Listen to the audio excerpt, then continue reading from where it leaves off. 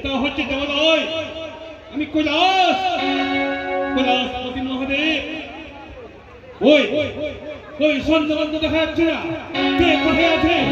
এসো, ছুটে এসো।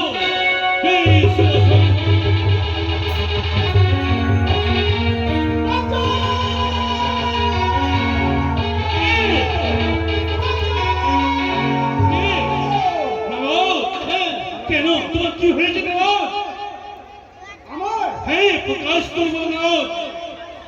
শম্ভু, আপনি শম্ভু। শম্ভু, শম্ভু